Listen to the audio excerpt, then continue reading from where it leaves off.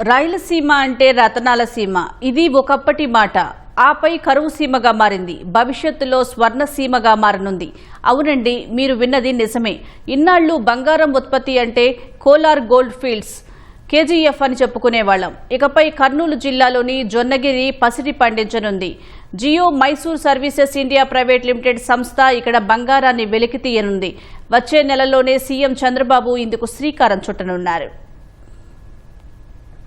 ఇప్పుడు మనకు మరో గోల్డెన్ ఛాన్స్ కూడా వచ్చింది.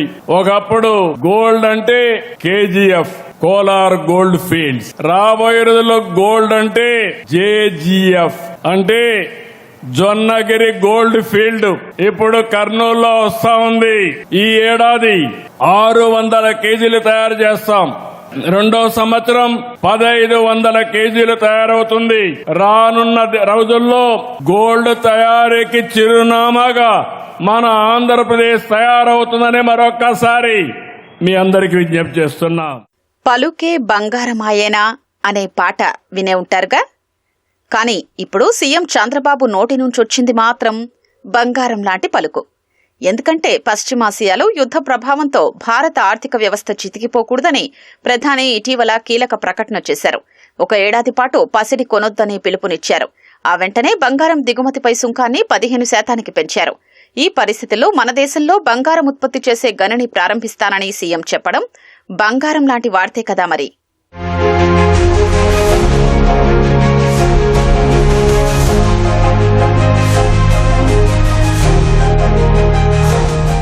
కర్నూలు జిల్లా తుగ్గలి మండలం జొన్నగిరిలో ప్రైవేటు రంగంలో దేశంలోనే అతిపెద్ద బంగారం ఉత్పత్తి కర్మాగారం ప్రారంభానికి రంగం సిద్దమైంది.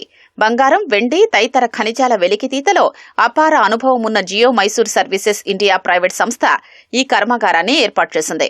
కొన్నేళ్లుగా ప్రారంభానికి నోచుకోని ఈ కర్మాగారానికి వచ్చే నెలలో సీఎం శ్రీకారం చుట్టనున్నారు.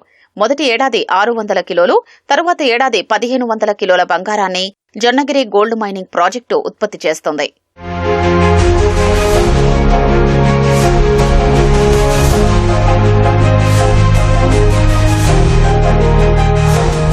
తుగ్గలి మండలంలోని జొన్నగిరి, పగిడిరాయి, ఎర్రగుడి గ్రామాల పరిధిలో 1477 ఎకరాల్లో జియో మైసూర్ సంస్థ తవ్వకాలకు అనుమతి పొందింది. ఈ సంస్థకు పలు రాష్ట్రాల్లో 35,000 చదరపు కిలోమీటర్ల విస్తీర్ణంలో ఖనిజాల కోసం తవ్విన అనుభవం ఉంది.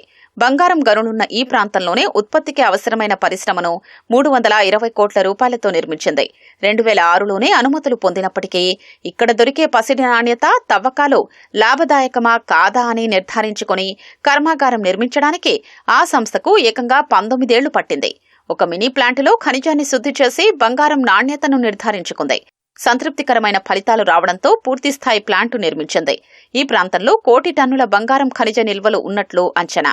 తూర్పు బ్లాక్లో భూమి అడుగున సుమారు 180 మీటర్ల లోతులో 6.8 మిలియన్ టన్నుల బంగారు ఖనిజం ఉన్నట్లు గుర్తించింది. 2043 వరకు ఆ ప్రాంతంలో తవ్వకాలకు అనుమతి తీసుకుంది. ఆ తర్వాత మరో 50 ఏళ్ల పాటు తవ్వకాలు కొనసాగించడానికి ముందస్తు అనుమతి పొందింది. ఇది ప్రారంభమైతే దేశం మొత్తం జొన్నగిరి వైపు చూస్తుందని కర్నూలు ఎంపీ బస్తిపాటి నాగరాజు అన్నారు. బెంగళూరు నుంచి వచ్చి అక్కడ సర్వే చేసి ఆ ప్రాంతంలో మేము కంపెనీ పెడతామని చెప్పని వాళ్ళు ఈరోజు దాదాపు 400 కోట్లు ఇన్వెస్ట్మెంట్ చేసి కంపెనీ ఆల్మోస్ట్ 98% కంపెనీ తయారైపోయింది. దాదాపు 300 మందికి ఉపాధి కల్పిస్తా ఉన్నారు. మన ప్రాంతం వెనకబడిందని చెప్పేసి మనం బాధపడాల్సిన అవసరం లేదు. మన ప్రాంతం కూడా చాలా విలువైందని చెప్పేసి ప్రపంచానికి, దేశానికి చాటి చెప్పేటువంటి రోజు అది గోల్డ్ అనేది ఇక్కడ లభిస్తుందంటే ఇది భారతదేశంలోనే సైకలాజికల్ గా మన కర్నూలు జిల్లా కూడా చిత్రపటంలో స్థానం సంపాదించబోతుంది. గౌరవ ప్రధానమంత్రి వారి యొక్క కాన్సెప్ట్ ఏమి మేక్ ఇన్ ఇండియా, స్వర్ణాంధ్రప్రదేశ్ అనేది మన గౌరవ ముఖ్యమంత్రి చంద్రబాబు నాయుడు గారి యొక్క సంకల్పం. మన ప్రాంతంలో ఎస్పెషల్లీ ఆ గన్లు పుట్టాయంటే ఎంత గర్వించదగ్గ విషయం. క్రైసిస్ వచ్చింది, ఇప్పుడు మనకు గోల్డ్ రేట్ పెరిగింది. అదే మన దగ్గర ఉత్పత్తి అయింది అనుకోండి, ఈ సమస్య ఉండదు కదా మనకు. జొన్నగిరి ప్రాంతంలో బంగారు ఖనిజాన్ని వెలికి తీసి 1000 టన్నుల్ని శుద్ధి చేస్తే 700 గ్రాముల బంగారం ఉత్పత్తి అవుతుందని అంచనా. ఏటా 4 లక్షల టన్నుల ఖనిజాన్ని వెలికి తీసి 3 లక్షల టన్నుల ఖనిజాన్ని శుద్ధి చేసే సామర్థ్యంతో అధునాతన కర్మాగారాన్ని జియో మైసూర్ సంస్థ ఇక్కడ నిర్మించింది. ఈ ప్రాంతంలో బంగారం ఉత్పత్తి చేసే ప్రక్రియ ప్రారంభమవుతుండటంతో స్థానికులు సంతోషం వ్యక్తం చేస్తున్నారు. పనులైతే బాగా ఫాస్ట్ గానే జరుగుతున్నాయి. స్థానికులకు కూడా ఉద్యోగ అవకాశాలు కొంతమంది కల్పించారు. ఇంకా కొంతమందిని తీసుకొని ఆర్థికంగా గ్రామాల్లో ఉన్నటువంటి యువతకు ఉపాధి అవకాశాలు మెరుగు చేయాలని చెప్పేసి కోరుకుంటున్నాను. దాంతో పాటు గ్రామంలో డెవలప్మెంట్స్ కార్యక్రమాలు కూడా కంపెనీ వాళ్ళు చేస్తే ఇంకా బాగుంటుంది. ఈ మెట్ట ప్రాంతంలో ఇప్పుడు భూమి కొనుగోలు చేసినారు. మామూలుగా అంటే మాకు 3 లక్షలు 4 లక్షలు పోయేది ఈ రోజు జియో మైసూర్ వచ్చిన తర్వాత 12 లక్షలు 18 లక్షల వరకు తీసుకున్నారు. ఇంత భూభాగము వాళ్ళకి గుత్తగా మాకు బాగా పండితే కూడా రైతు మిగిలేదు 5-6 వేల కంటే ఎక్కువ మిగలదు. అలాంటిది వాళ్ళు ఎకరాకి 20,000 30,000 ఇస్తున్నారు భూములను బట్టి. అది కూడా రైతాంగానికి చాలా మేలు. జియో మైసూర్ సంస్థ అవసరాలకు నీరు సరఫరా చేసేందుకు హంద్రేనీవా కాలువ నుంచి సంస్థ ప్రాంగణం వరకు 18 కిలోమీటర్ల పొడవున పైప్ లైన్ వేశారు.